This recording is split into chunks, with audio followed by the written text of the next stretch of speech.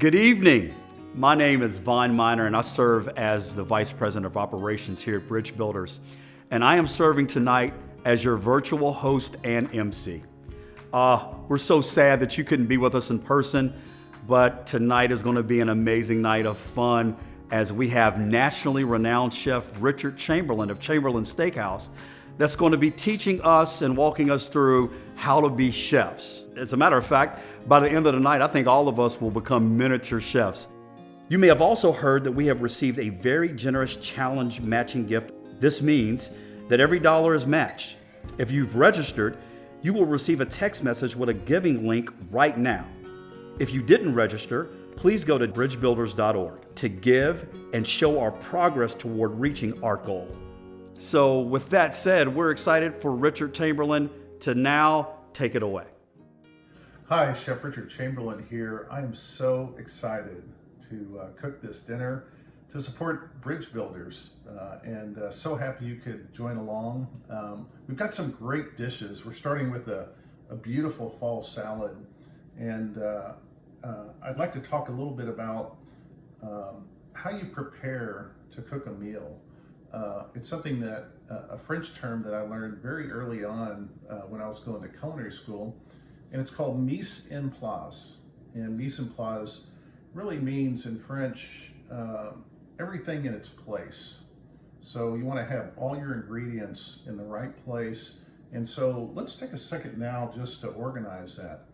Okay, so for the salad course, we have this beautiful greens mixture, and we have some julienne carrots and some julienne cabbages that give it nice texture and those really nice greens.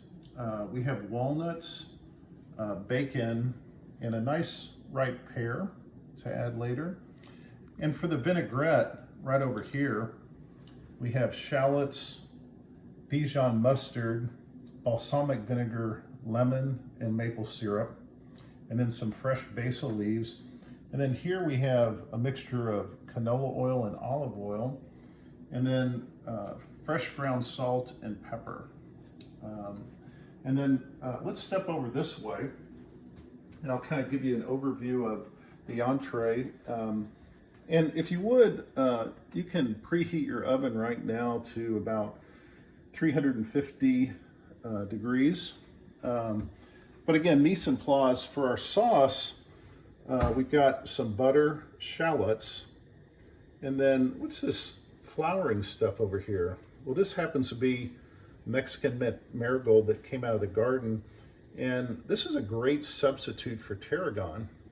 If you have tarragon, they really taste almost exactly the same, but this just happens to have really beautiful flowers in the fall, so I thought it'd be nice. And then finishing up with this sauce, we have some grain mustard, some lemon, a little heavy cream, red wine. So again, and then for really for the garnish for the beef, we have some mushroom, shiitake, oyster, and cremini, some little fingerling potatoes that have been roasted, some blanched asparagus, again, shallots and garlic. And a good all-purpose oil is just 3 parts canola oil, 1 part extra virgin olive oil. I just mix this myself. You can also buy it that way. It works really good. And then of course our beautiful little filet mignons. When I worked in French restaurants, these are called tournedos of beef, and that's why they're on the menu like that. They're just little small filet mignons and real easy to cook. We'll come back and show you that later. So back to the salad over here to get started.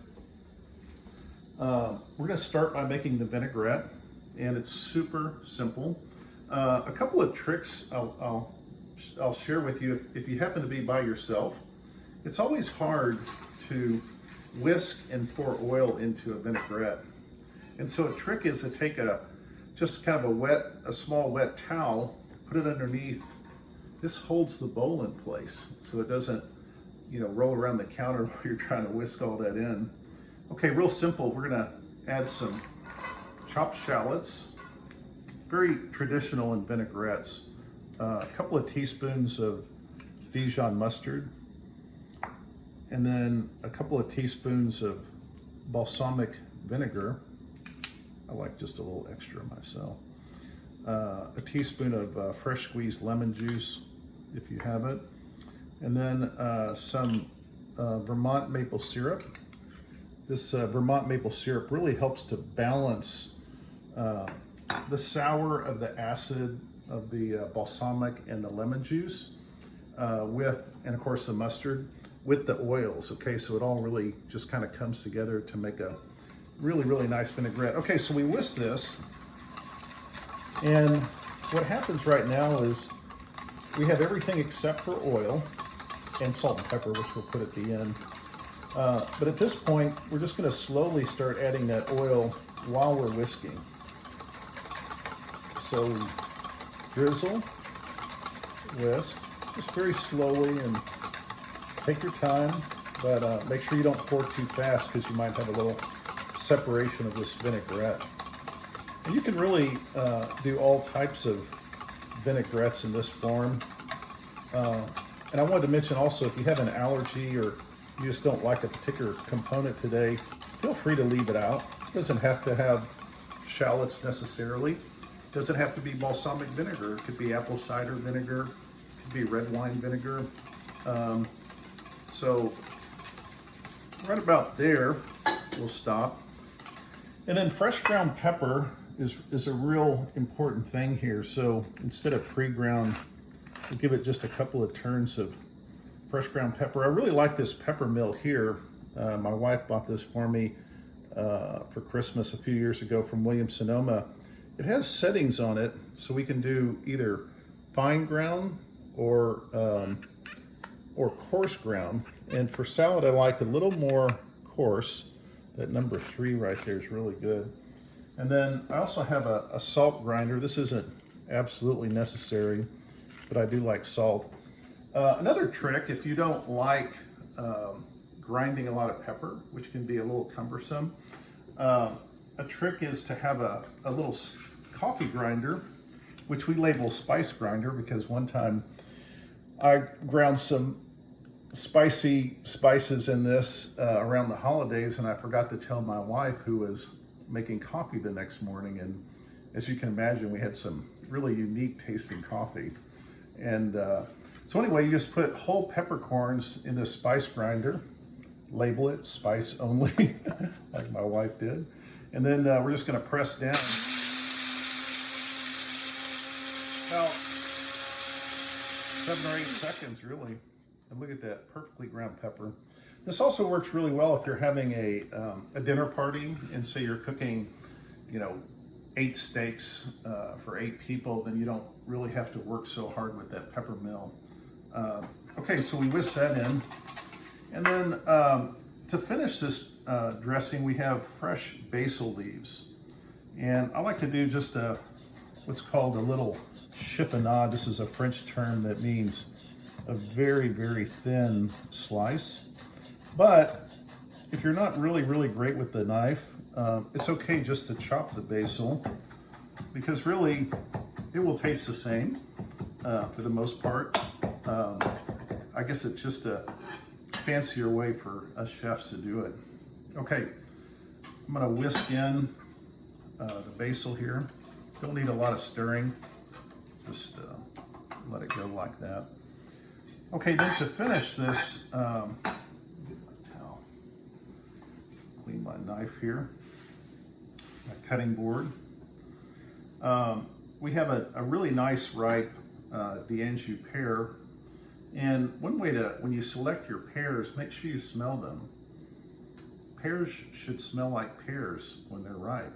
And so if this particular pear is ripe when you buy it, that's great. If it's not, pick another pear. Just go around and smell the pears and find out which one's the best one. Okay, with this particular pear dish, we want the pear to really eat kind of like the salad does. So the thinner that we can slice it, the better, because it just makes for a really nice texture in your mouth when you eat the salad. So again, just Take your time, no hurry here. If you've done it in advance, that's fine too. Okay, so we're going to sprinkle the pears into the greens. I might just put a little more pear because I really like the pear component in this fresh fall salad. So just a little more pear. Just like that. Aren't they pretty, shaped like that? Okay, then a couple more components. Again, great flavor and texture are walnuts. I like a little bit of toast on the walnut, so if you're able to toast it in advance, it's really good. If not, they're really already toasted. They just taste better with a little more toast. Crispy bacon. Again, totally optional. You know, if you're watching your health and you don't like to eat bacon right now, leave it out. It's really at your choice. Okay, now let's just add some vinaigrette. We don't want to add all the vinaigrette, really just enough to coat it lightly. We can always add more, but it's hard to take it out after we've already added it. So I'm going to get my pair of tongs, give this salad a really nice stir here. And these greens I dropped in some ice water right before so that it would really crisp them up and give them good texture and taste. And then make sure you either spin it out or dry it with some paper towels or a nice clean cup towel. Oh, that looks just right on the covering. I don't think I need to add any more dressing, but what I do like to do as a final is a little more pepper, because the salad always benefits from just a little extra pepper and a tiny bit of salt. Again, the salt is just to coat the lettuce and the pears, just to give it that final flavor there. And then for the presentation, just whatever plate you like. And you know, this is an appetizer size, but you know, it's going to be really tasty, so you can maybe go a little extra on the portion. Finishing, make sure when you do your presentation, dig around and find some pears to lay on top, because those are really pretty the way we sliced them. And then I like a few walnuts on top. This just gives the salad a nice final twist of presentation here. Now, if you want to, if you're making this for the holidays, and let's say it's after Thanksgiving and you have some turkey left over, this would make a great entree salad. Just slice up some of your turkey real thin, toss it up like we just did it. Beautiful ham, some extra ham that you have left over would be wonderful. Okay, let's move over to our entree here. I've got a small saucepan here, and then a pan over here for our beef. And I'm going to start with the beef. And let me seal my tongs back here. Give them a quick wipe. Okay, so I'm going to start by searing the beef. We mentioned we have these really nice fillets, and let me just set them right here on some of our mise en place, and I'm going to get my salt and pepper over here. So seasoning beef is very important. You want to get nice, even coverage across all the meat there. See, just like that. And then let's put our pepper on. Again, a little more coarse on the grind on the pepper is perfect for beef. And let's do a little light coating on the other side as well. See the nice marbling in this beef? It's just beautiful.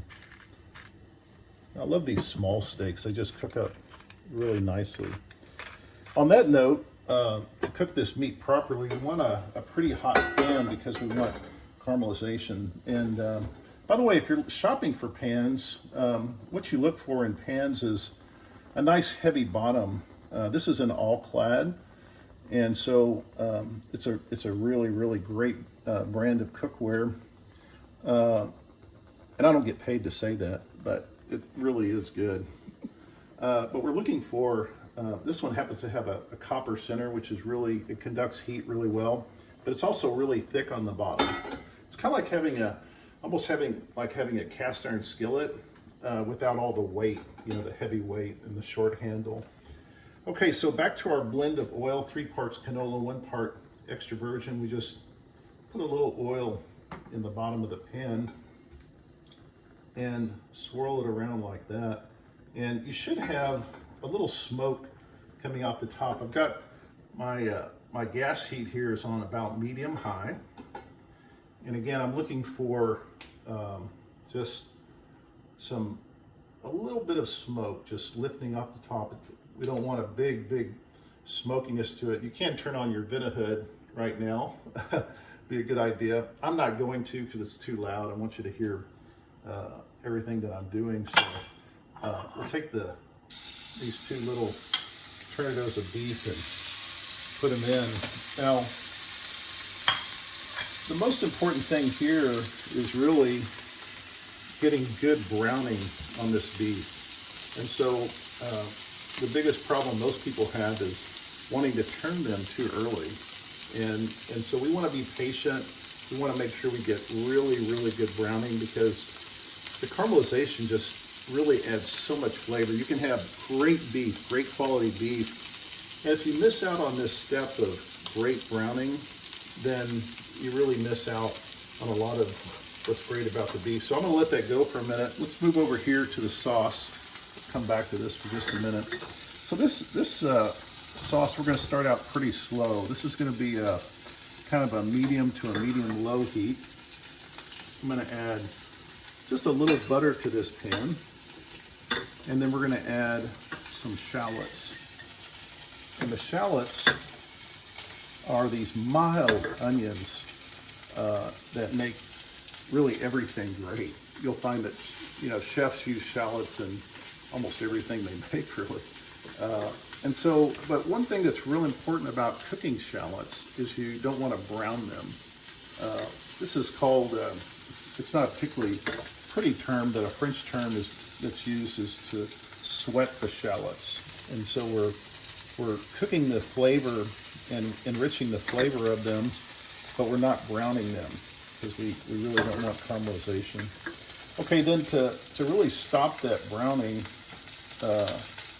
right now we're going to add wine. Now in the recipe you could use red or white wine. I'm going to use red.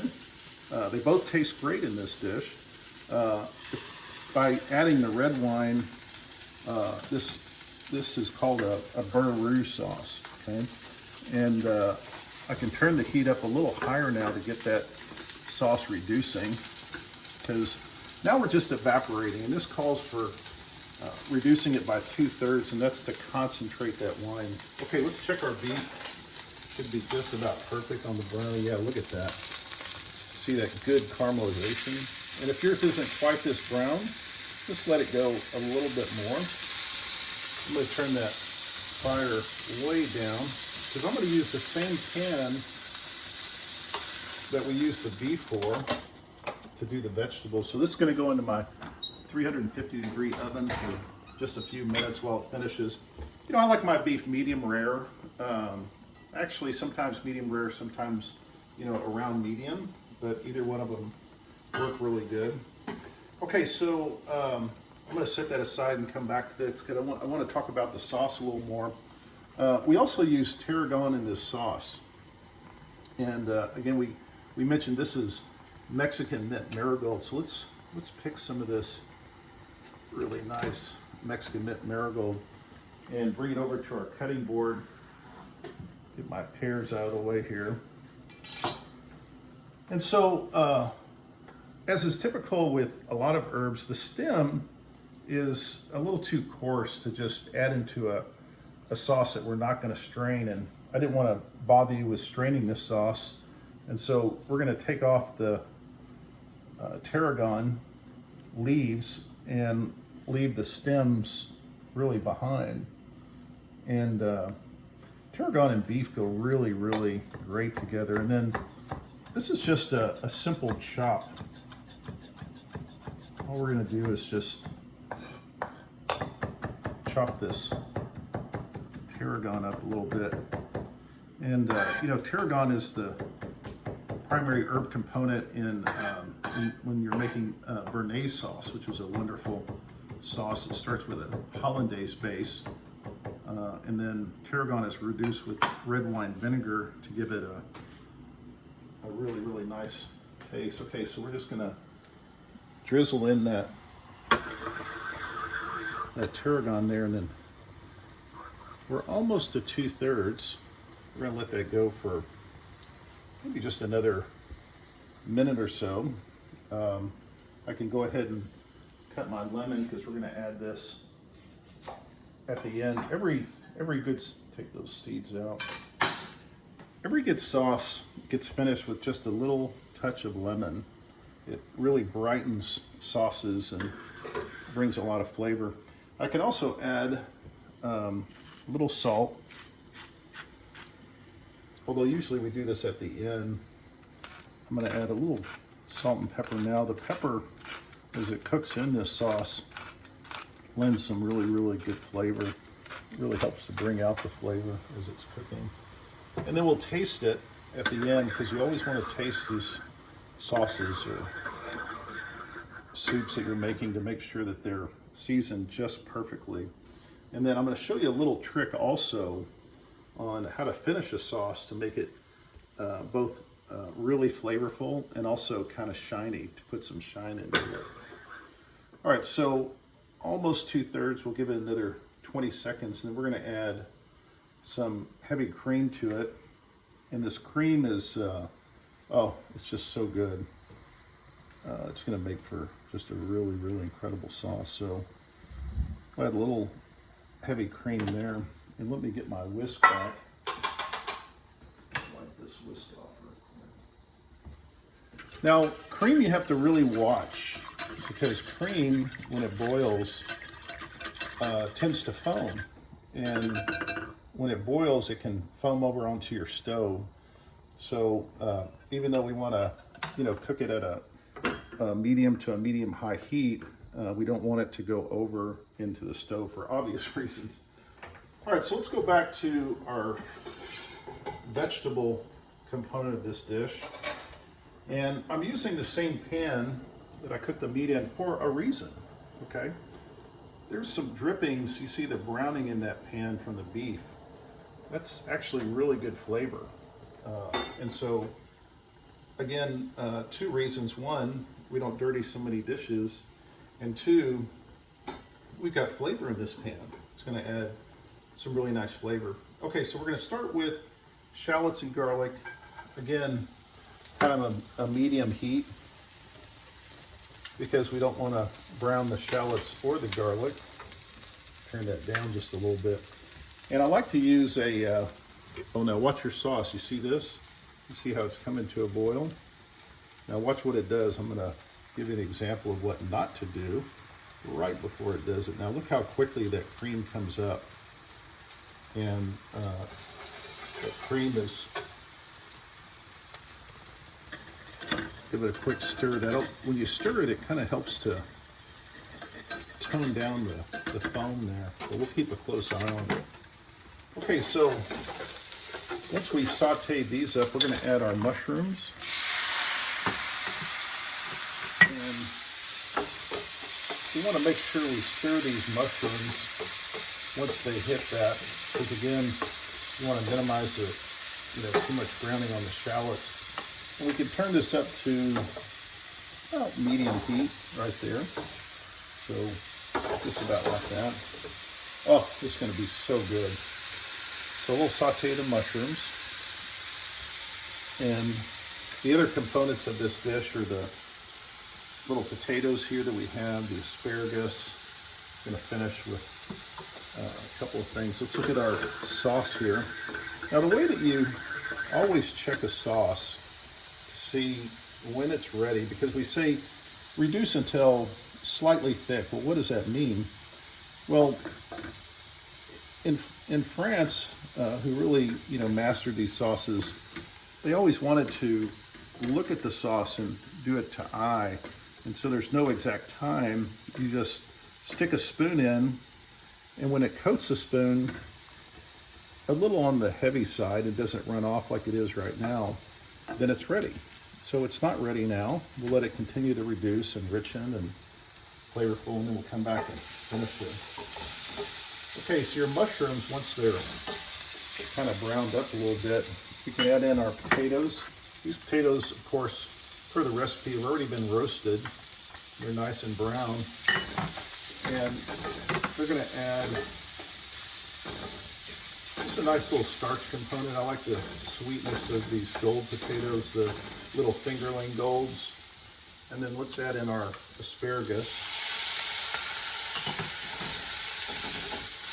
And then, of course, always want to finish with fresh ground pepper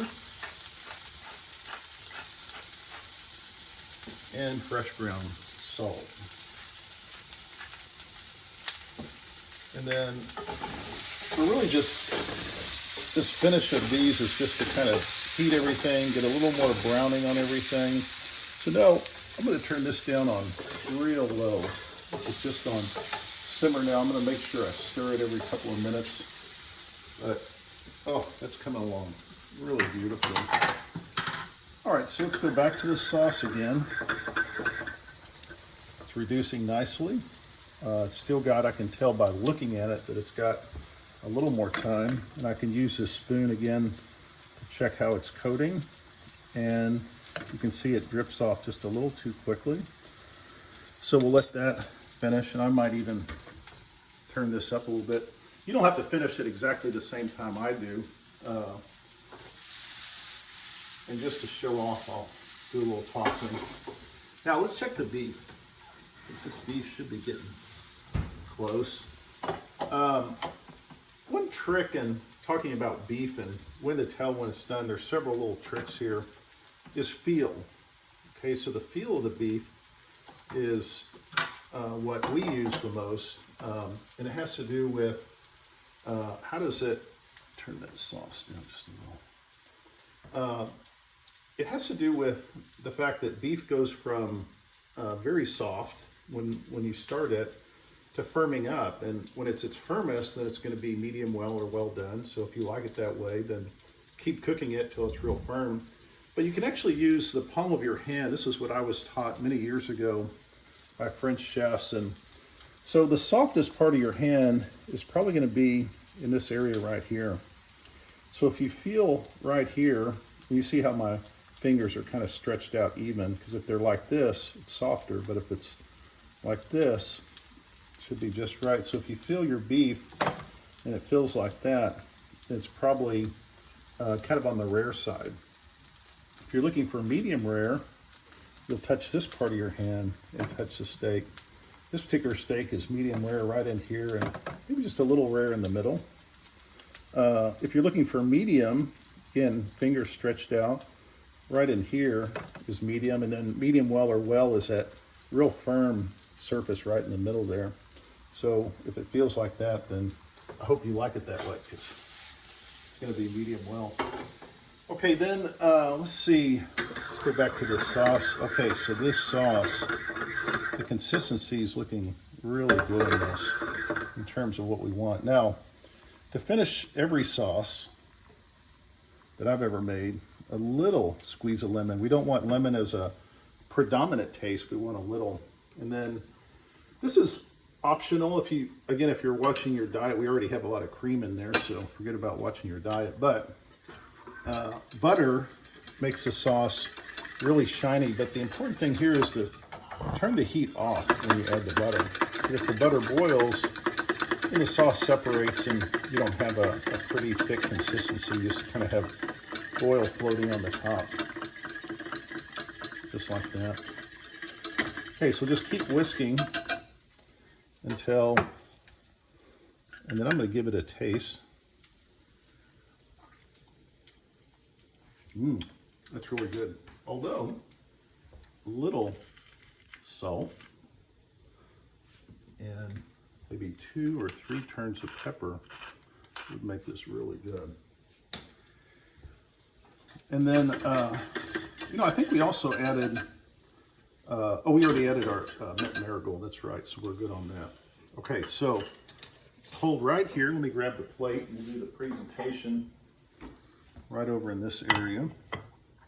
And we'll start with these really, really nice vegetables.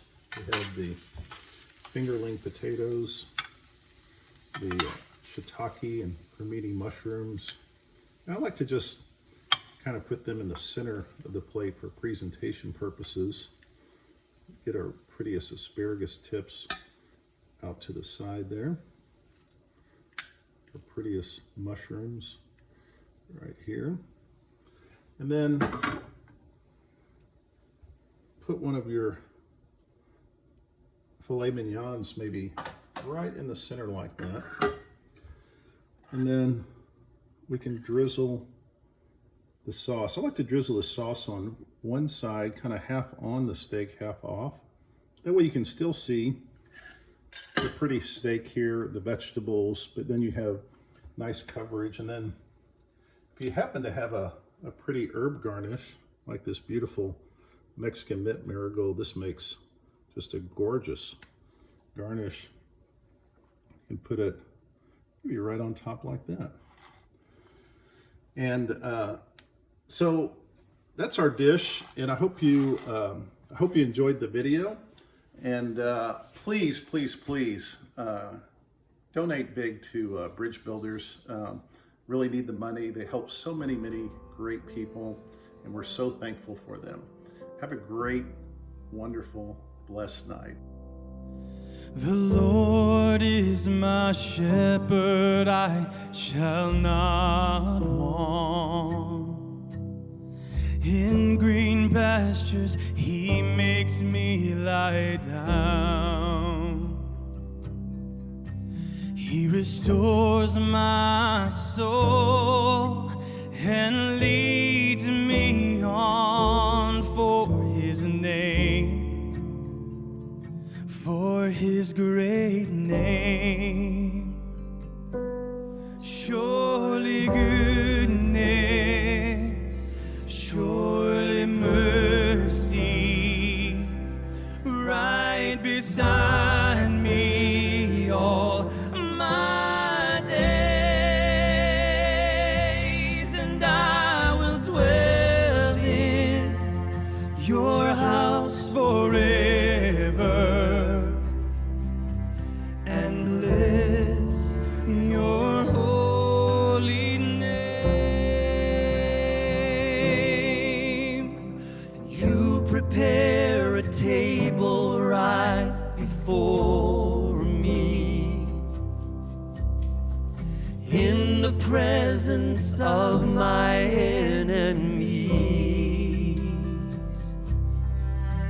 Though the arrow flies and the terror of night is at my door, I'll trust you, Lord. Surely goodness, surely mercy, right beside me all my days, and I will dwell in your house forever, and bless your holy name. Even though I walk through the valley of the shadow of death, I will fear no evil.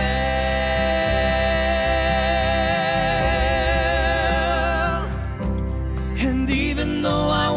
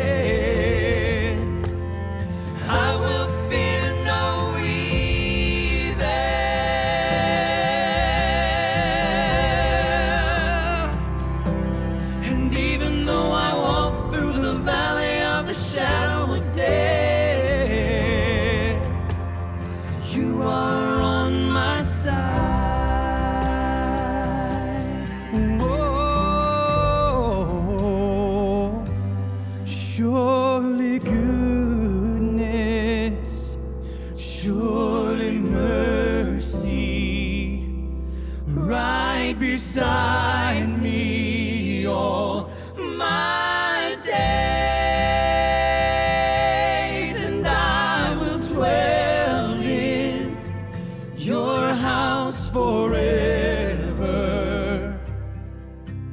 and bless your holy name.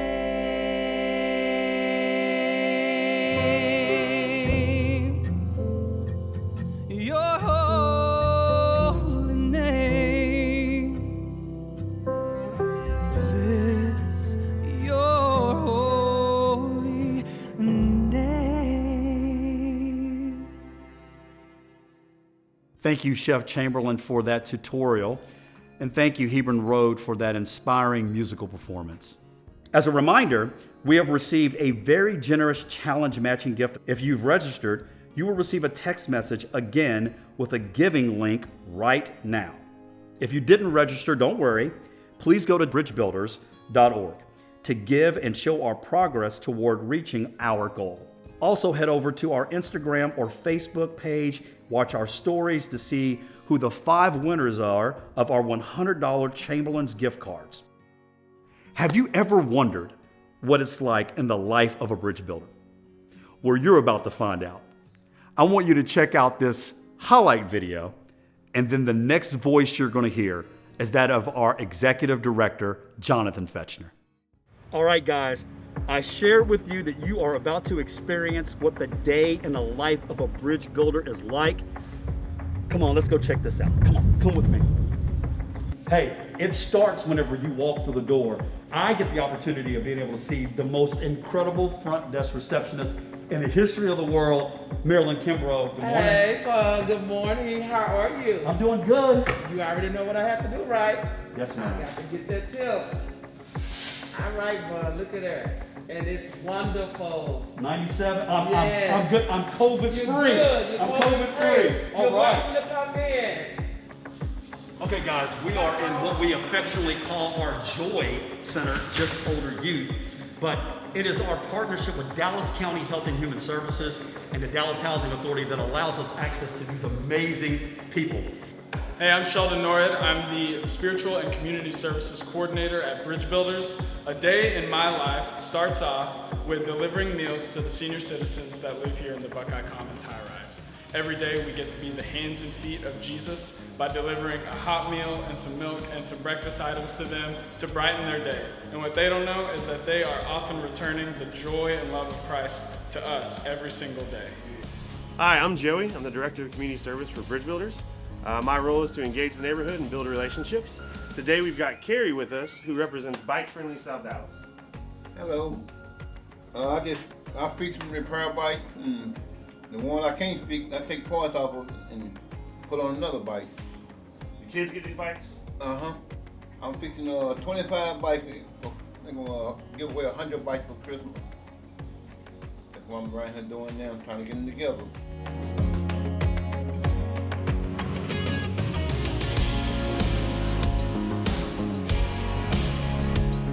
Yeah, when we talk about the day in the life of a bridge builder, this is what this is all about. Yeah. It's about engaging the community, engaging relationships, man, and God has been faithful to allow us over the history of our organization to be able to form relationships with guys like this. That's right. So this is what it's about, man.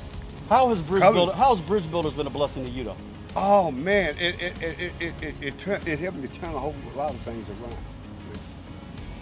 And that's what I like about it. As we continue the day in the life of a bridge builder, I gotta talk a little bit quietly because we are in our new office space. Yes, for the first time in the 25-year history of Bridge Builders, we have executive office space in South Dallas.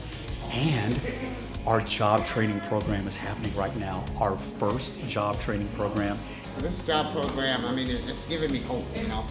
I'm living on the streets, and, you know, Bridge Builders came up to a place where I was getting, you know, some free lunch, and I met Simone and Ivana up there, and they brought me, you know, they told me about the program, and it sounded like an opportunity for me to better myself and get a job, you know, so I can get off these streets.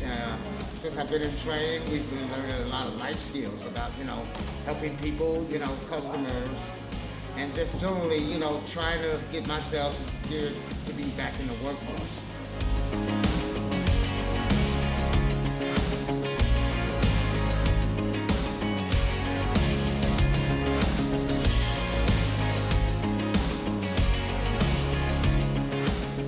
Man, over the course of the last several minutes, you have been really getting the opportunity to see what the day in the life of a bridge builder is like.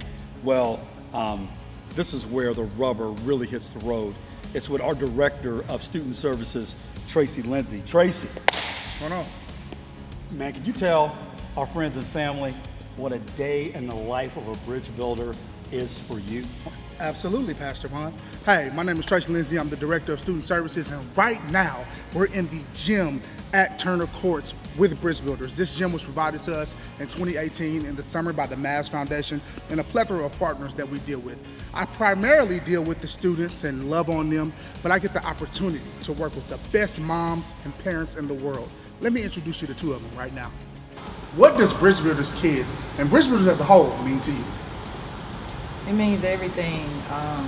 I just appreciate you guys so much for being here, giving these kids a different aspect and look on life and different opportunities from a place that you really wouldn't think that they would have them available.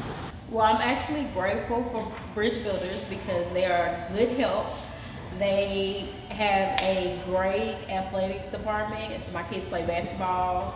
And they also teach them about God, which is like the #1 thing. As I said earlier, we get to work with the amazing kids of Bonton and their parents. We met two parents earlier, so now we're going to talk to two of the kids in the program. I have my main man, Kingston, right here. Kingston participates in crossover athletics, which is our opportunity to bridge the kids with God and with us in the community. Kingston, what do you like about crossover? I like about crossover, like I get to go everywhere for basketball games, pray about God before the game, and I like to be with my homeboy. We do dribbling moves, and I like about Coach Tracy. He give me anything, and we do play football, basketball, and stuff. Okay, show us a move real quick. Show us a basketball move real quick. All right, thank you, Kingston. Now we have one of my favorite, Miss Anaria. Hey, Anaria. So, Anaria, tell us what you like about BridgeBuilders Kids Program. So first we get our temperature tape by Miss Chanel, and then we learn about the history that teaches us about God. And then my favorite homework helper is Miss Catherine because she helped me with mostly my math because I don't have like my other subjects to do. And then what's your favorite part about that school program? we get to eat and teach us about God. So you love to eat, that's your favorite part? Okay, thank you, Nara. Can you do a pose for us real quick before we go? Tell people goodbye. Say thank you. Thank you. All right, signing off, this is Tracy.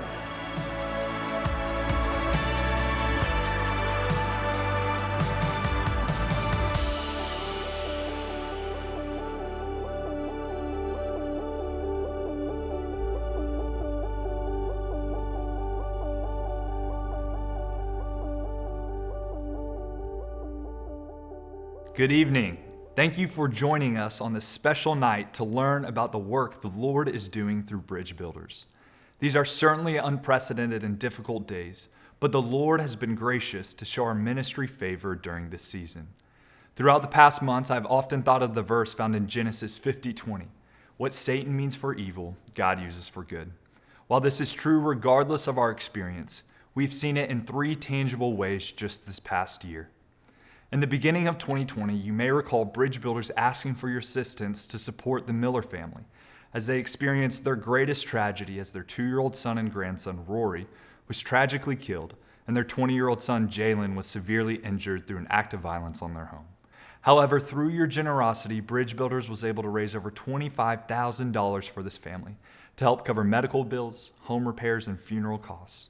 And while they are still mourning and processing, we are pleased to share that Jalen is now continuing his education at UNT Dallas, proclaiming the good news of the gospel, and in his words, preparing himself to be the next Bill Gates. In addition to this personal tragedy experienced in our community, our country has been navigating some difficult days as racial tensions and injustices were seen throughout our nation as videos of shootings surfaced, causing deep pain and division. Through this complex situation with so many different viewpoints, BridgeBuilders was able to stand in the gap by creating a resource page on our website with valuable books, articles, and videos speaking towards justice and racial healing.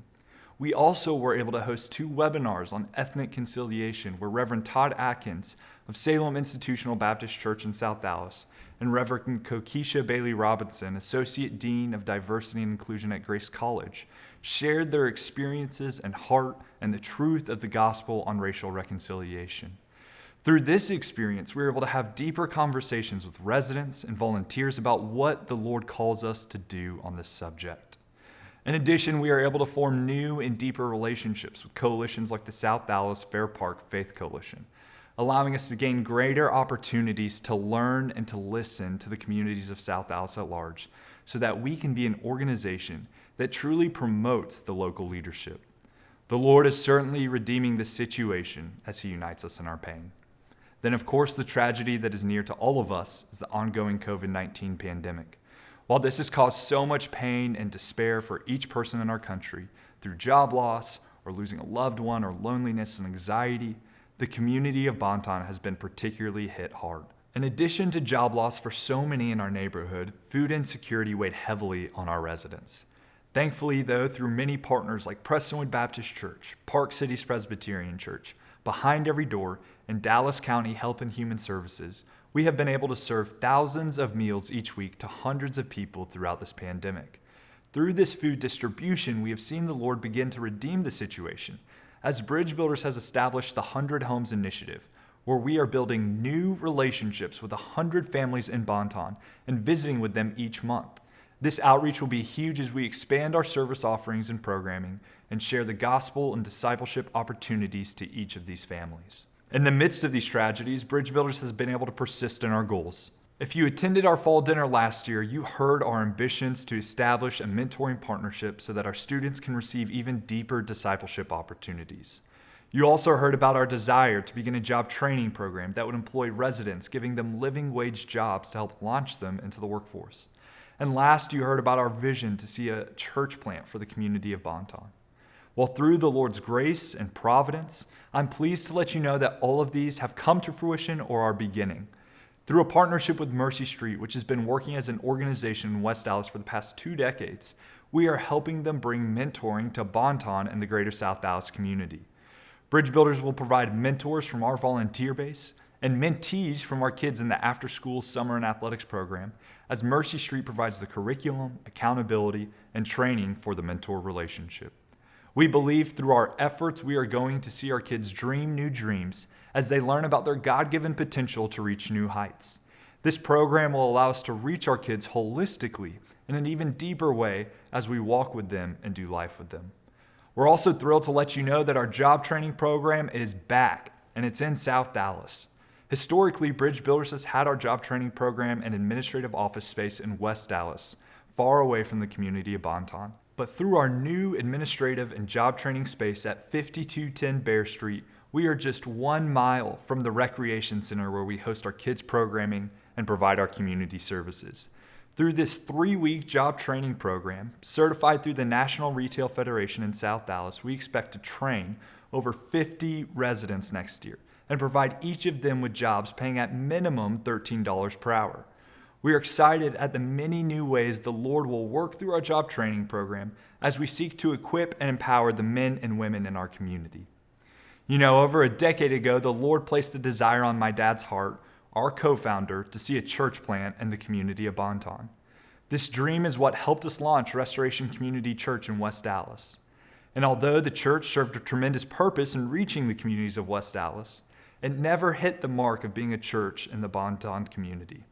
But praise be to God our Father that in the closing of Restoration, He's providing a renewed effort of a historic dream. Just about a year ago, in the Lord's providence, Brandon Rowe walked through the doors of our recreation center. Brandon grew up in the community of Bonton. He's a Dallas Theological Seminary graduate, and he hosted a small group Bible study in his grandmother's house in Bonton from 2010 to 2016. But in 2002, the Lord also gave a vision to Brandon of a church plant in Bonton.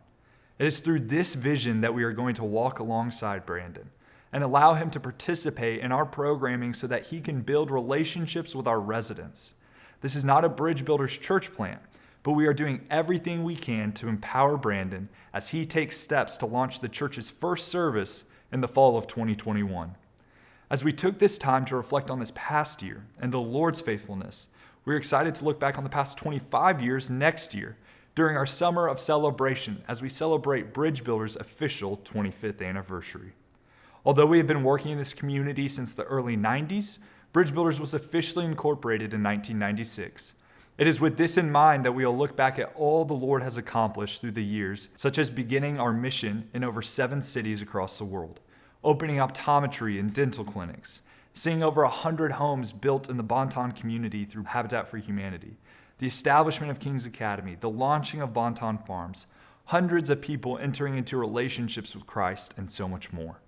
But as we are excited to look back, we're even more excited to look ahead. Some of my dad's 2 favorite words were, "We believe." He would shout it from the top of his lungs as he cheered on my brother and I's football games in the stands.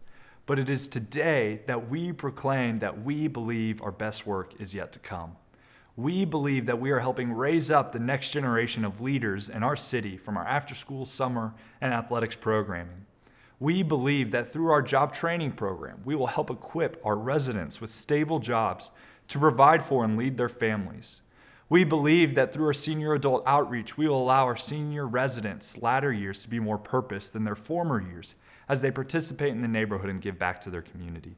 We believe that through our mentoring program for our kids and our ally program for our adults, we will see people united all across our city and mutually transformed as we walk with one another and bear each other's burdens.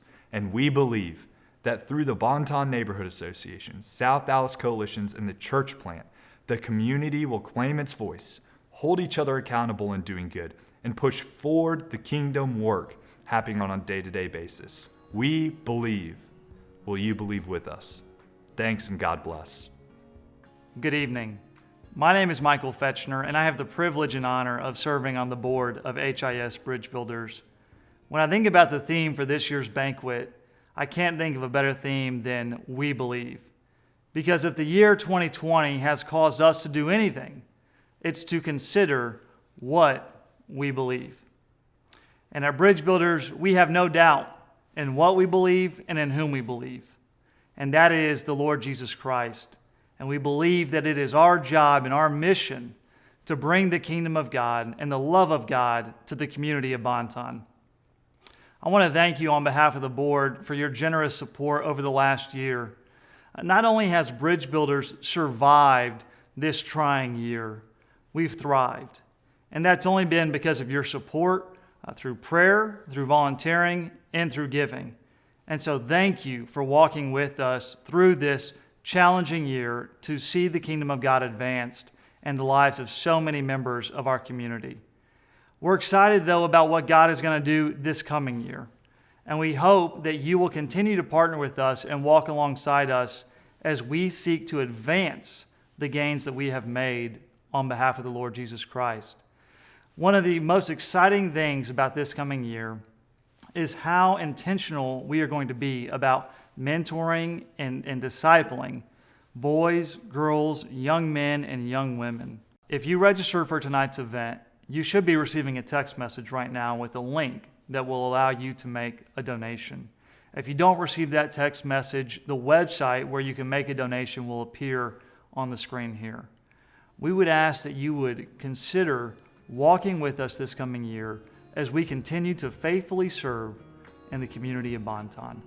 Thank you for how you have given, and we're excited about how we can continue to partner together in this coming year. Thank you, family and friends, from the bottom of our heart for joining us in our fall dinner tonight. You could have chosen to be anywhere, but you chose to be with us, and we're so grateful and we're so privileged to partner with you. It was awesome to show you exactly what happens in the day in the life of a bridge builder, but it also was so exciting to allow you to see exactly everything that's happening in BridgeBuilders as our program serves missionally in the South Dallas community of Bonton. Well, our night has come to a close, and I want to end this night with a prayer. If you would bow your heads. Father, thank you so much for this amazing ministry. And Father, thank you that it is evidenced by your grace, the miracles that are happening in South Dallas and the mission that you are allowing us to participate in at BridgeBuilders. Father, continue to guide us, continue to allow your support. And Father, lastly, we thank you that our salvation is secured in Christ Jesus.